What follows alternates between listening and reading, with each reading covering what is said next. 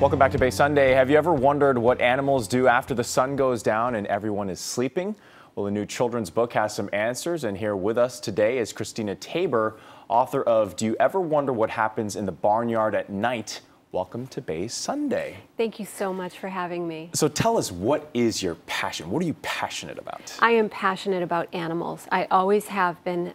Since a very little girl, I've just loved animals. And as far back as I can remember, I wanted them to talk. I wanted them to speak to me. I wanted my stuffed animals to talk to me. And then as I became an adult, I realized they do. They have their own language. I work with horses on a daily basis, and they definitely have their own language. Right. So that's what inspired me. Our executive producer of this show, Bay Sunday, Jan, she loves horses. She's always on her horses, posting pictures on Facebook. People who work with horses and really have that relationship say there's a special type of relationship. Tell us a little bit more about that as we take a look at some of these pictures. Oh, wonderful. There is a very special relationship. Each horse is an individual, and they can touch you in many different ways. And so I work with people, I work with children, I help people become unstuck, really, in deciding what they want to do with their future. Because when they're with the horses, there's a visceral reaction. It's a gut feeling that something happens inside of them. And so they look to themselves for deeper meaning, really, and where they stand in the world. And then I just love being with them. I think that they inspire me to be a better person. Seems like they're very therapeutic. They have a calmness about them that a lot of other animals don't have. That is very true. And then with that, they also inspire us to give them respect.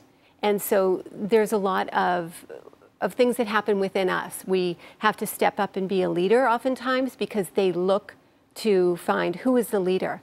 So we're doing wonderful work with foster youth, and they love coming out and being with the horses, and it really empowers them. Mm-hmm. And you recently wrote a book called Do You Ever Wonder? You were telling me that this is something that you've been kind of working on your entire life. Tell us a little bit more about this book.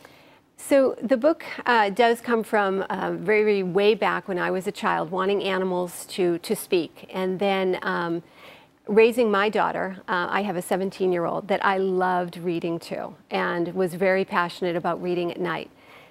The book started in my head years ago, and it just kept formulating and formulating. And then as she grew, components of my life and her life and my husband incorporated into the book. Not to give too much away, but there's goats that do karate, and like there's obviously, and of course, dancing horses, and go-kart races. Yeah. So much of my daughter is inspired also in the book. And I love the illustrations in here. Tell us a little bit more about who actually illustrated and how you chose the illustrator. We've got a shot, one of the pages here. It says, "Do the pigs play checkers while the mice fly kites?" Absolutely. That is illustrated by Amanda Wentz, and she is a very talented artist. She has a website of her own, and she had never done a book before. So I had approached her because I had the images in my head, and I had very specific ways I wanted them to be, and she was very willing to do them the way I saw them. And so that can be a little tricky when you're working with an artist. So. And I love that. I love it. It has almost like an old school feel to it, almost like Charlotte's Web when I look at these illustrations. Well, we wanted them to be realistic, but they're a cartoon. So there's a fine line there. We wanted them, much like, I guess, Charlotte's Web, to look like realistic animals, but then to still be fun and entertaining. Because how realistic is it for a horse to, be dancing? Right. And the central message in the book? Is to wonder. I really hope that people use it as a visual aid to wonder and to inspire their kids to wonder what does happen, and to not take the animals at face value, but to really get a better understanding of them.